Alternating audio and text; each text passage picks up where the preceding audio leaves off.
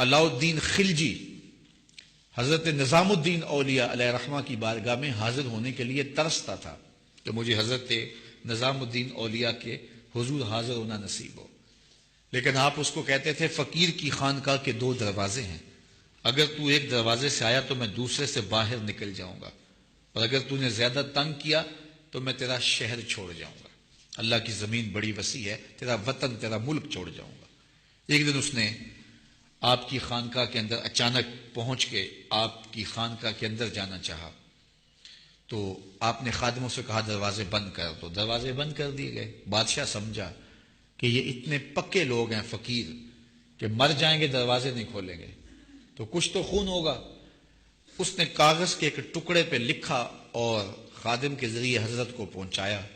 لکھا یہ کہ کیا بات ہوئی کہ بادشاہوں کی چوکھٹ پہ بھی بواب چوکیدار اور فقیروں کے دروازوں پر بھی بواب، فرق کیا ہوا شاہی میں اور فقیری میں؟ تو حضرت نے کاغذ کے ٹکڑے کی پشت پر لکھا فرق یہ ہے کہ بادشاہوں کے دروازوں پر جو بواب ہوتے ہیں وہ فقیروں اور سائلوں کو روکنے کے لیے ہوتے ہیں، اور فقیروں کی چوکھٹ پہ جو بواب ہوتے ہیں وہ بادشاہوں کو روکنے کے لیے ہوتے ہیں۔ اس نے کہا حضرت اگر آپ اجازت دیں تو میں آپ کی خانقاہ کی زیارت کر سکتا ہوں؟ آپ نے کہا جاؤ کر لو۔ وہ گیا، خانقاہ دیکھی تو لنگر خانہ دیکھا، مختلف جگہیں دیکھی۔ جب استبل میں پہنچا، گھوڑوں کا استبل تھا بہت بڑا حضرت نظام الدین اولیاء کا، تو جب وہاں پہنچا تو کیا دیکھا کہ گھوڑوں کی جو میخیں ہیں، قلعے جو ہیں وہ چاندی کے ہیں، اور جن زنجیروں اور سنگلوں سے ان کے پاؤں باندھے ہوئے ہیں وہ سونے کے۔ تو بادشاہ کو پھر شرارت سوجی تو اس نے پھر کاغذ کے ٹکڑے پہ لکھ کے حضرت کو بھیجا، یہ کیا ہوا؟ بادشاہوں کے پاس بھی سونا اور فقیروں کے پاس بھی سونا چاندی، تو فرق کیا ہوا بادشاہوں اور فقیروں میں؟ تو شیخ نے اسی کاغذ کے ٹکڑے کی پشت پر لکھا فرق یہ ہے بادشاہ خزانوں میں سنبھال کے رکھتے ہیں، فقیر گھوڑوں کے قدموں میں ڈال کے رکھتے ہیں۔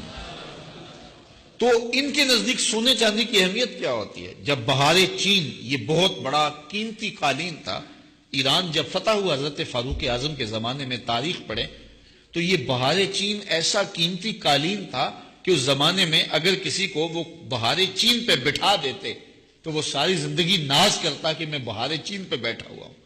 تو حضرت عمر کے زمانے میں جب ایران فتح ہوا تو وہ بہار چین قیمتی جو قالین تھا وہ اونٹوں پہ لاد کے مدینے بھیجا گیا، اور جب وہ مال غنیمت اترا اور اس میں بہار چین بھی تھا تو لوگوں نے پوچھا کہ کیا کیا جائے؟ کسی نے کہا مسجد نبوی میں بچھا دیا جائے۔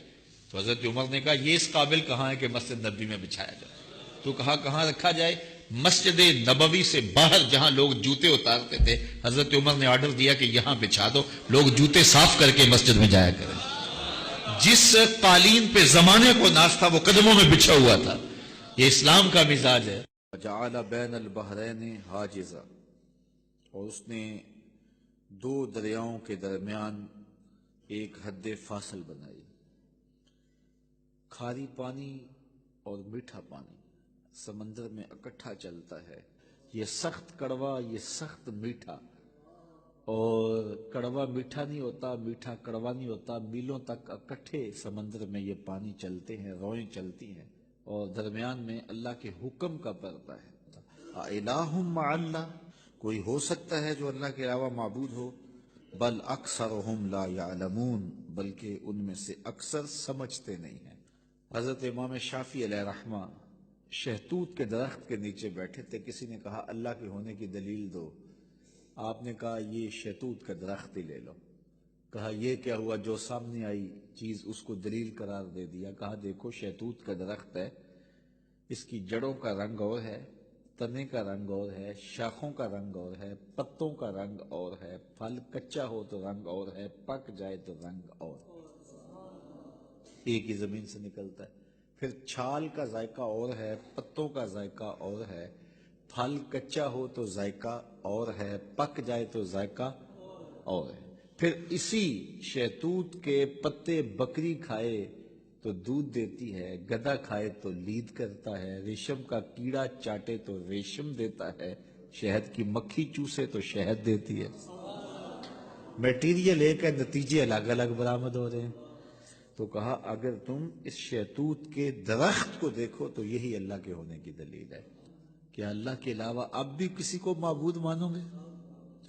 جب مشکل میں کافر بھی پھنستے، جب وہ جنگل میں جاتے پھنس جاتے، کوئی راستہ نہ ملتا، یا سمندر میں کشتی پہ سفر کر رہے ہوتے اور کشتی ڈولتی اور موت سامنے نظر آتی، پھر اپنے بتوں کو نہ پکارتے، پھر خدا کو پکارتے، لیکن اللہ اتنا کریم ہے پھر بھی انہیں نجات عطا کر دیتا۔ یہ نہیں کہ اب پھنس گئے ہیں تو ڈبو دو، نہیں، اللہ تعالیٰ جل شانہ کافر بھی فریاد کرے تو اس کی بھی سنتا ہے۔ اس لیے کہا مظلوم کی آہ سے ڈرو، چاہے وہ کافر کیوں نہ ہو۔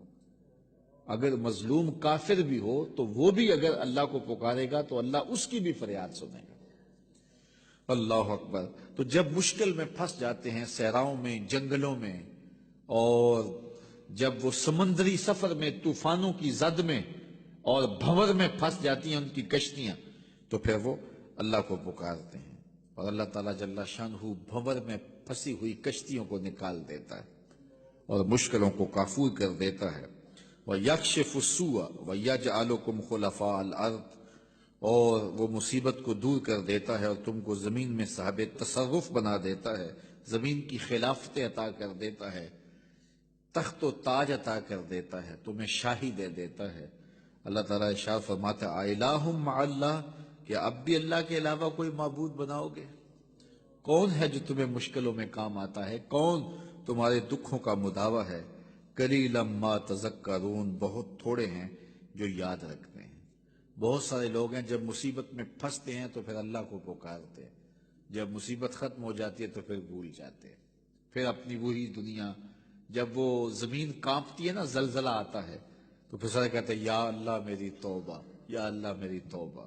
جب پتھر بھی لرزتے دکھائی دیتے ہیں، جب پہاڑ بھی کانپتے دکھائی دیتے ہیں، جب پانی بھی ڈولتا دکھائی دیتا ہے، جب زمین کا کلیجہ ہل رہا ہوتا ہے، تو بھاگ کر جانے کا، فرار ہونے کا کوئی راستہ بھی نہیں ہوتا، تو وہ کہتے ہیں یا اللہ میری توبہ، یا اللہ میری توبہ۔ لیکن جب زمین ساکن ہو جاتی ہے تو پھر اسی طرح سرکش کے سرکش، متکبر کے متکبر۔ تو جب پھنس جاتا ہے تو سب کچھ دینے کے لیے تیار ہو جاتا ہے، لیکن جب بچتا جاتا ہے تو پھر راستے ڈھونڈتا ہے۔ جب مشکل میں آتا ہے تو وہ کہتا ہے یا اللہ مجھے بچا لے، میں تو سجدے سے سر نہیں اٹھاؤں گا، پکا نمازی بن جاؤں گا، کسی کو دکھ نہیں دوں گا، کسی کو اذیت نہیں دوں گا، تیرے بندوں کی خدمت کروں گا، تیرے گھر کی نوکری کروں گا۔ کیا کچھ نہیں کرتا، تو کہتا ہے مسجد صاف کروں گا، میں لیٹرینیں بھی صاف کروں گا، مجھے اس مصیبت سے، اس مقدمے سے، اس دکھ سے، اس پریشانی سے، اس بیماری سے بچا لے۔ اور جب بچ جاتا ہے وہی چھاتی تان کے چلنا، اور وہی تکبر، وہی رعونت، وہی سرکشی۔ کیسا بدبخت ہے، لیکن وہ کتنا کریم ہے۔ جب وہ بندہ دوبارہ پھنستا ہے پھر کہتا ہے مالک، اللہ کہتا ہے چل جا، میں پھر معاف کر دیا۔ کوئی لاؤ تو صحیح ایسا کریم۔